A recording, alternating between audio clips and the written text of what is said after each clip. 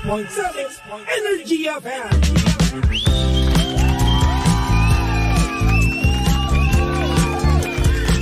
Same, pero iba. We are number 106.7 Energy FM Pangga.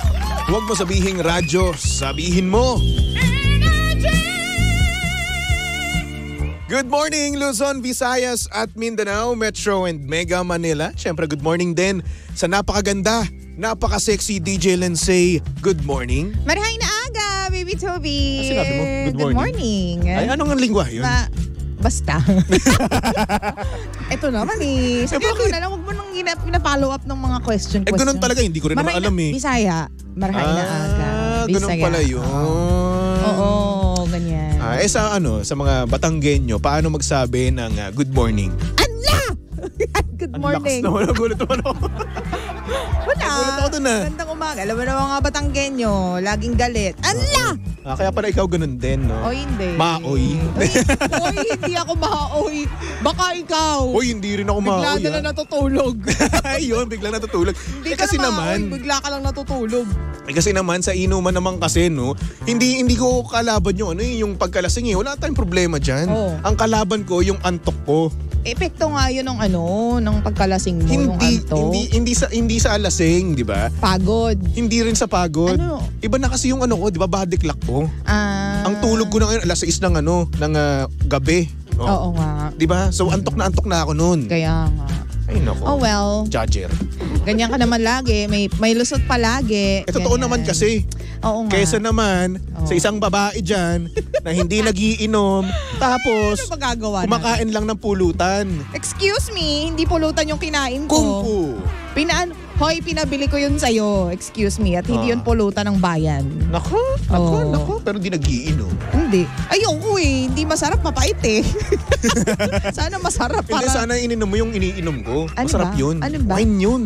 Ay, hindi nga ako pwede dahil may allergy nga ako. Ayoko nga pala. Gusto mong mapadali yung buhay ko. Oo. Chos! Joke lang. Makainis ka ito, sa pero kanya. ayaw. Hindi, ayoko. Wag na, nasaktan na ako. Ang cute mo kasi kapag nagiinom ka. Ganun. Hindi ako. Kaya paano mo nalaman hindi naman ako umiinom nga? Ay, talaga hindi? Dati pala. Talaga? Oo, yun noon. Tinry ko lang yun eh. Tinry mo? Na yun, Nung nasa Alfonso tayo, di ba? Alfonso, saka. Oo. Doon sa may Cavite. Yun nga. Di ba doon ka nag-inom? Tapos nagpa-advise ka pa kay Jimbo. Walang iya. Andun si Papa Jackson. Kay Jimbo ka nagpa-advise. Saan yun? Hindi mo alam. In-advisean ako ni Jim. Lasing ka. Lasing nga ako. Kasi kay Jim ako luwa. Very good. Magpapa-advise ka kay Jimbo. Para saan? Ano Andun daw si yung Papa Jackson. tiningnan ko ng advice? Baka hindi ako nag-advise, nagkwento lang. Humihingi ka ng Magkaiba advice. yun. Hindi, umihingi ka ng advice. Maniwala ka sa akin. Nasa katinuan ako noon, hindi ako lasing. Yung ba yung nawala ang Ano? Yung. Teka. Ano? Yung nawala ang Ano? Yung baby.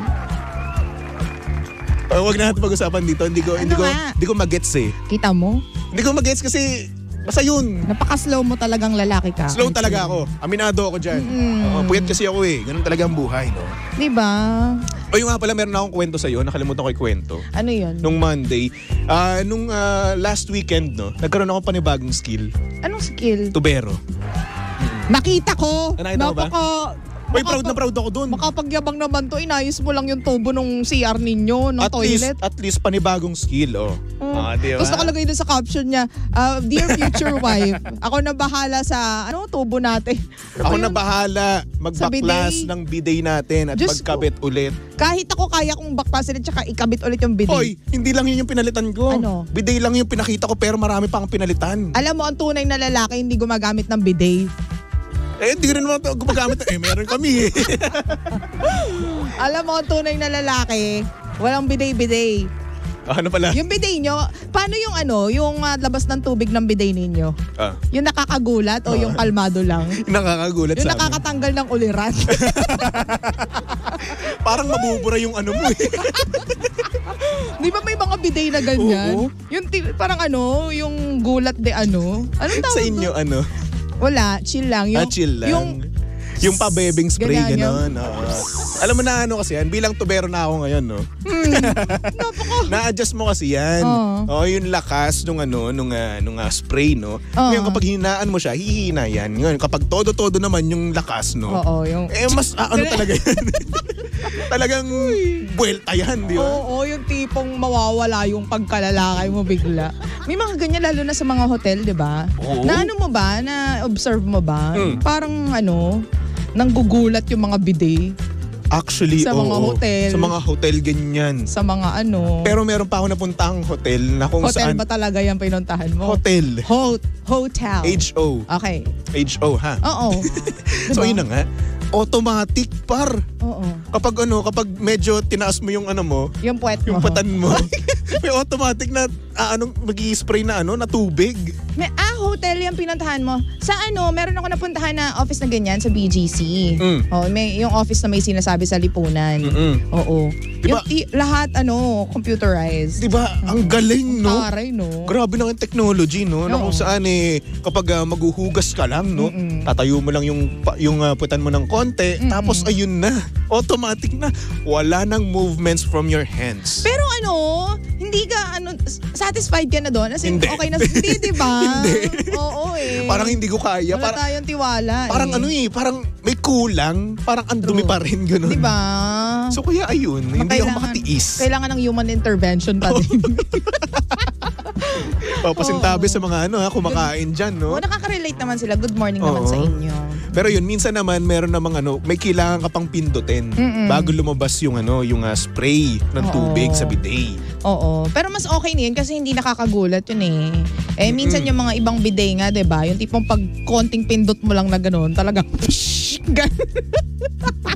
nakakabura ng pagkatao. Yung tipong parang may jetpack, diba? Oo, So sobrang lakas. Papatay ng sunog, yung lakas, yung pressure. Ba't kaya gano'n? Pwede naman nilang i-adjust yun. Pwede naman, oo. Kaso nga lang ayun, baka nga kasi mamaya may sensation din sa kanila. Hoy, ano ka ba? Hoy, bakit, diba?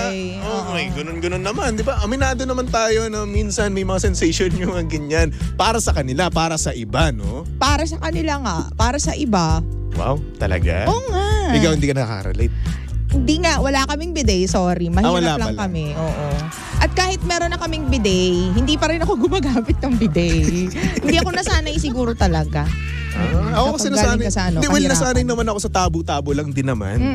Pero mas convenient ka kapag may bidet ka. Okay, hindi talaga.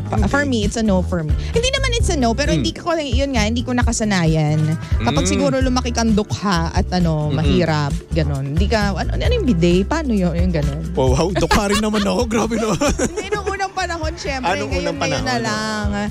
Yun ngang dati, wala naman kaming flash. Ngayon na lang nagkaroon ng flash. Ngayon, nakakalimutan namin gamitin yung flash. Nagtataka yung nanay namin. Bakit ganon? Basang-basa na naman yung yung CR, ganyan. Bakit? Ba't hindi kayo gumagamit ng flash ba? Ay, may flash ba? Alam mo yan din yung ayoko, no? Yung basang-basa yung CR. Totoo. Ayoko nun. Gusto ko kasi kapag nagsi-CR ako, tuyo lang siya. Tuyo lang. Tapos hindi yung basang-basa. Tapos minsan kasi kapag basang-basa yung CR na yun, di ba, magdudumi. Magkakaroon ng putik-putik. Yun yung ayoko. Ayaw mo pala ng basang-basa. Gusto mo pala. Pero sa ibang bagay naman, gusto ko naman yung basang-basa. Sabi mo gusto mo tuyo. Hindi, gusto ko basa. Doon ka sa tuyo. Ito naman Doon ka sa tuyo. Uy, shoutout nga pala sa sa carousel bus. Naririnig daw tayo ngayon. Ay, hello po sa inyo. Bumehave ka. May mga nakikinig palang carousel bus sa atin. Sa mga bumabiyahe dyan sa EDSA Carousel, hello po sa inyong lahat. Naku, bukas. Kaya naman. Mabiyahe po ako, kaya kailangan ko po magpermi ngayon. Bakit bukas agad? Friday bukas. Friday na agad? Uuwi ako ng Cavite. So, sasakay ako sa EDSA Carousel. Oo. Kaya naman, baka naman po sa EDSA Carousel dyan, si Baby Toby, ilibre nyo na lang. Bakit ang mo, buraot mo? Wala na ako pera Ang tagal pa ng sahod natin. Hindi nila kasalanan kung wala ka ng pera. Gusto ko Nakakaawa ka naman. Hindi nila kasalanan kung wala kang pera. Sakay ka na nga. Maglakad ka kung wala. Ang layo. Ang layo naman ng Cavite. Sige na, ako na bahala sa pamasahe mo. Yan! Wala kang pera pero kanina naka-fast food yung breakfast mo. Uy, utang yun. Utang, sus. Utang yun. Ihatid mo na ako? Hindi. Kada Friday. Ako na nga ang bahala sa pamasahe mo. Talaga? Ano kapalit? Gcash ko sa'yo. Wala. Excuse me, mabuting kaibigan ako. Ikaw lang naman yung kapag may hinihingi pabor, may kapalit dapat. So, ako ganun ako. Hindi. Tingin mo na naman, ganun kami mga lalaki. Ay. Na kung saan, kapag meron kang binibigay sa amin, humihingi kami ng kapalit, ganun. Hoy, wala akong kinalaman dyan. Ikaw lang nagsabi niyan. Nako, Hindi lahat ng lalaki katulad mo.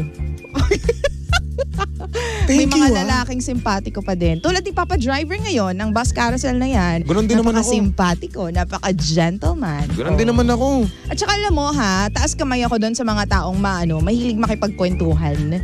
Lalo na yung mga, ikaw, wala ka talagang kwentang lalaki. Hindi, yung may mga kasi, may mga konduktor, di ba? Ang sakit mo magsalita. Alam mo, hindi ako nasasaktan.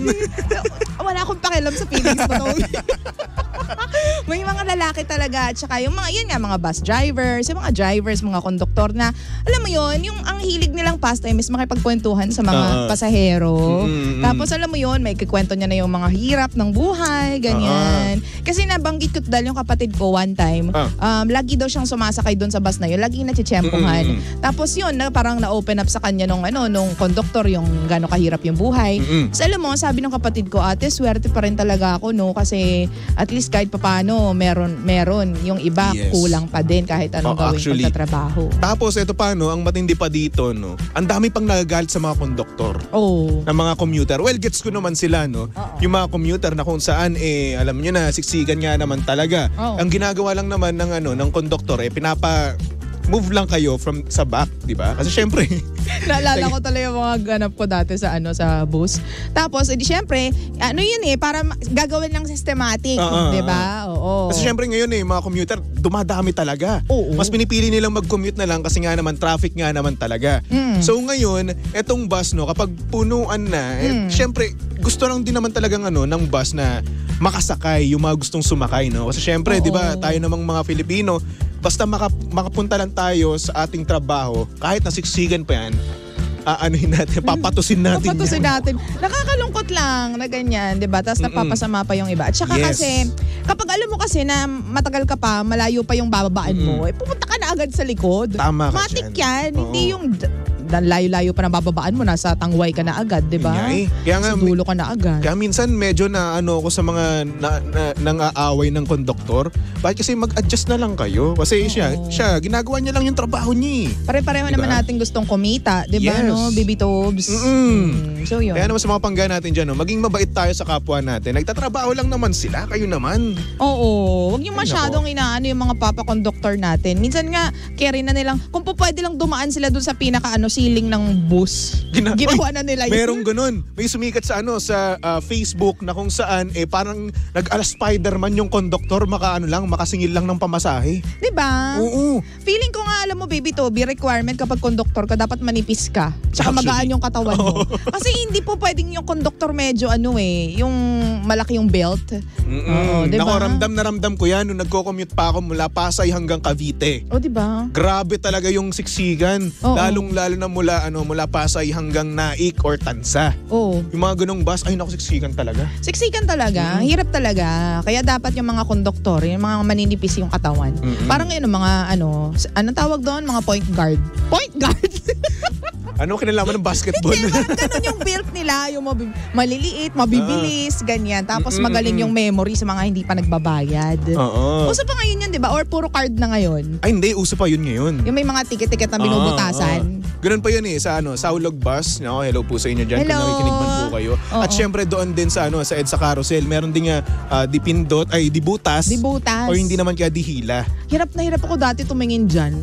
Yung resibo na kailangan butasan. Di ba tatlong butas, minsan 4 na butas yun eh. Diba? Di kasi meron kasi ang number ng bus sa taas, tapos sa baba naman yung presyo. Ayun. Ganun. Alam na alam ko, no? Oo nga. Tapos doon titingnan mo kung yung by tens, ganyan. Halimbawa, 40, tapos bibilangin mo yung butas. 1, 2, 3, oops, may butas yung 4. Okay, 40 to, 40 plus. Diba? Ganun kasi yun. Ganyan. Kaya naman sa mga hindi nakaka-relate dyan, yung may mga private car, ay nako sana. Ay nako. Parang hindi ka tunay na Pinoy kapag hindi mo alam yung mga pabutas-butas ng resibo na yan. Minsan nga na, parang ewan ko kung ako lang, ang satisfying nung sound nung binubutas yung Totoo. Yung resibo ba yun? Or ticket pala. Ticket pala, sorry. Ang satisfying sa tenga. Oo. Alam mo yung parang tak, tak, tak. Hindi lang yan. Kapag ang bilis magbutas ng mga konduktor. Mga konduktor talaga, ang galing sa butasan. Ay, ang gagaling yung mambutas. Kuya, pabutas. Diyos. Pabutas naman. Di ba yung after niyang kunin yun, ibigay yung ticket sa'yo. Tapos ganyan yan bubutasan, ganyan-ganyan. Tapos biglang ita-turn Tapos butas-butas diba? ulit. Tapos turn ulit. Tapos hila, ganun. Ganyan, tapos hila. Tapos, ang kagandahan dito, di ba, kabisado na nung nung pasahero kung magkano yung babayaran. Iro-roll yung ngayon yan, baby Toby. Tapos iipit sa watch nila, sa relo nila. Ay, hindi. Iba. Paano? Yan yung mga mababait na na sa relo iniipit. Commuter sa relo. Yung iba, sinusuksok sa gilid ng upuan. Oo. Sa gilid o sa harapan. Ganoon lang yan. Or hindi naman kaya kung nasa window side sila, sinisiksik doon sa windows. Nakakaloka. Ganyan, tapos bigla magkakagulat. Bigla may aakyat na checker. Alam mo, na-experience ko yan. Dati, tinapon ko kagad. May pumanik na na checker. Sabi ko, sir, natapon ko na po. Bayad ka ulit no. Hindi. Ang sinabi lang sa akin, next time anuin mo na, itago mo muna. So after nun, tinago ko na. Hanggang ngayon nasa bag ko pa rin yung yung iba kong ticket. Pwede ba yun kapag halimbawa ayaw mo ng ng tangible na ticket, picturean mo na lang tapos tapon mo na? Picturean? So millennial no. Gen Z. Tapos kapag may makita checker, ay sorry natapon ko na po yung ito pa yung picture. Ticket. Pero ito pa yung picture, ganyan. Let's save Mother Earth po. Save Mother Earth pero tinapon mo, ganon. Wala.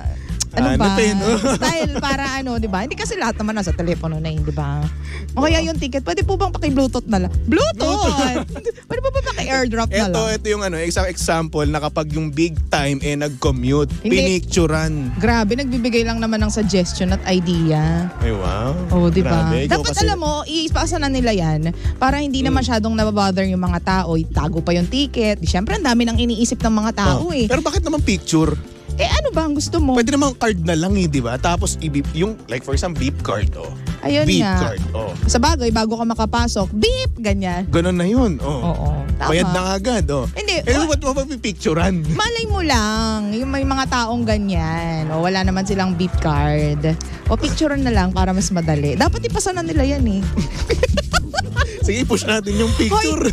Speaking of mga ipasa-ipasa yung ito, totoo to, hindi ako nagbibiro dito. Yung pasok ng mga nasa pribado at pampublikong pasukan. Opisina, mga trabaho. 7 a.m. to 4 p.m. na lang sa Maynila, Kamaynilaan. Uy?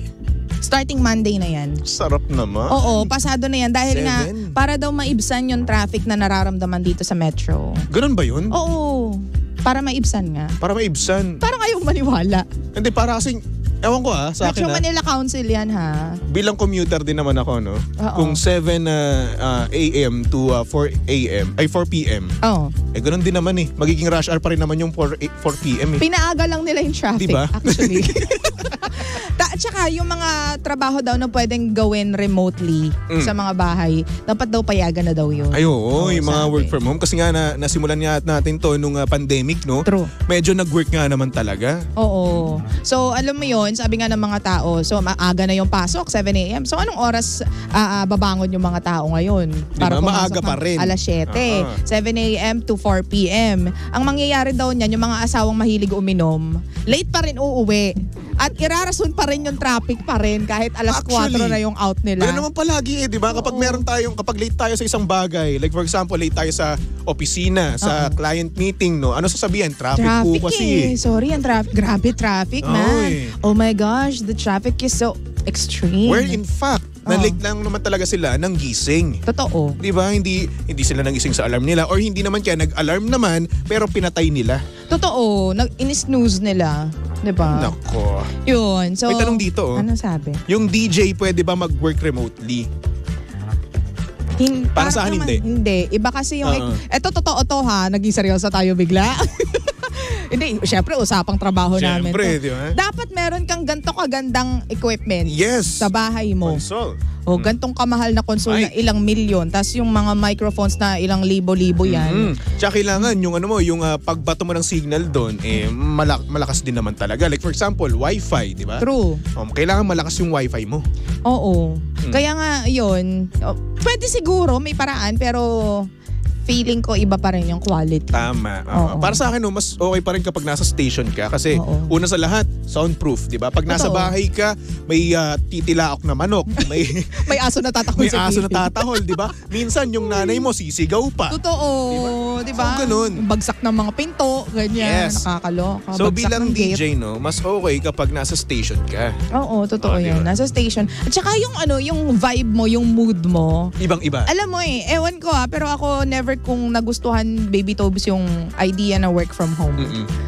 Actually, para sa akin din naman, no? Oo. Kasi pag nasa bahay ako, lalong-lalo nag-work from home kami, tamad na tamad ako kumilos nun. Diba? Sabi ko sa'yo, lalong-lalo na yung computer ko pa nun, nasa tabi ng kama ko. Yun nga. Talagang nakaka-tempt talagang matulog eh. Totoo. Imbis na magtrabaho. Hindi siya nakaka-invite ng ng productivity. For me lang to, for us lang. May mga tao kasi na mas gusto nila work from home kasi bawas sa gastusin nila, ganyan, Tama. more time for the family. Imaginein mo kung ang out mo ay alas 5, 5:01 nasa pamilya mo na ikaw. Tama ka 5:01 nasa baba ka na, kasama mo na yung anak mo. At hindi ka pa mapapagod sa biyahe. 'Di ba? Kasi minsan mas pagod ka pa sa biyahe kaysa sa trabaho mo eh. 'Di ba? Totoo Ganun yung yan. nangyayari. Kasi syempre, mahaba yung pila. Oo. Diba? Like for example, kung sumasakay ka sa carousel, no, mahaba pila dyan, kalamitan. Excuse me po. Excuse me po.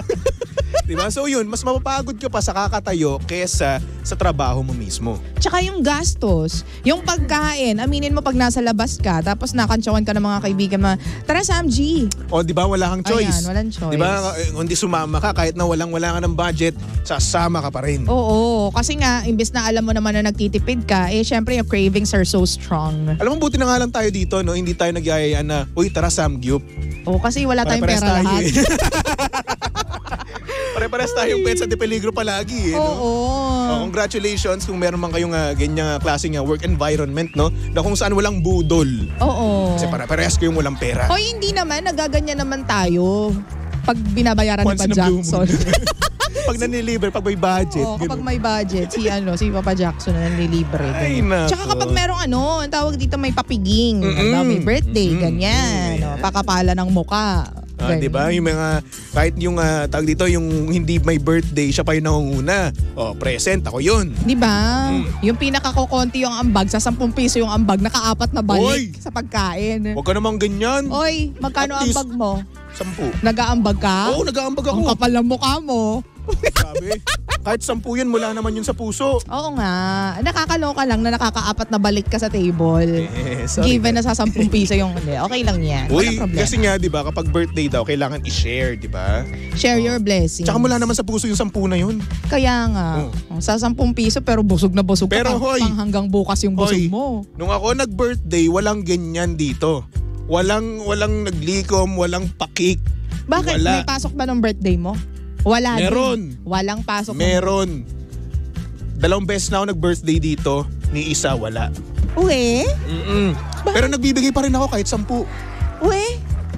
Hindi ko kasalanan. Oh my gosh. Like, I didn't know about that. Oy, Sir Renz, naparinggan kita. Talaga ba? Oo, pero okay lang naman. Mabawi kami sa'yo. Sino ba naman ako dito, di ba? Huwag ka mag-alala. Next year, di man mararamdaman yung pag-birthday na walang handa dahil next year, wala ka na dito. Ayoko. Uy, huwag tayo magbiro ng ganyan. Huwag kang ganyan. Alam mo, may nagbiro sa akin na, na about sa trabaho. Nagkatotoo. Talaga ba? Oo. Wag, sige. Kaya please, wag. Ayan, kailan daw birthday mo, DJ Baby Toby? September 22. 22. Hanggang ngayon po, tumatanggap na po ako ng ng regalo mula ngayon. Okay? Ay nako, ito na naman tayo sa mga regalo. Ano regalo mo sa akin? Ano bang regalo ko sa'yo nung nakaraan? Ano? Di ba Wala. keychain na Ay, oo nga, no? Pasko yata yun. Pasko yun, oo. Spider-Man na keychain. O sige. Ay, wow, si DJ Lindsay no, nagbibigay. Next year, towel naman na Spider-Man. Towel. O kaya t-shirt na Spider-Man. Brief na Spider-Man. Yeah, pwede. Sa bagay, yung sapot-sapot bilang sapot-sapot din. Uy! Ang sapot-sapot! Yung design. Okay. Mabuti na lang, klaro tayo sa ganyang bagay. Yes. So anyway mga pangga, susunod na ang napakaganda, napaka-sexy DJ Lindsay para sa programang Lihim ng Liham. And of course, nakasama mo't nakalandian ang hot baby boy ng radyo. Walang iba kundi si Baby Toby. At syempre pangga, si Baby Toby ay pwedeng-pwede nyong stalk at i-follow sa lahat ng kanyang social media accounts. Hanapin nyo lang Baby Toby 1067, okay? Okay. So for our next song, here's a song from Sam Smith titled Unholy, only here sa estasyong same pero iba. We are number 106.7 Energy FM. Pangga, huwag mo sabihing radyo, sabihin mo.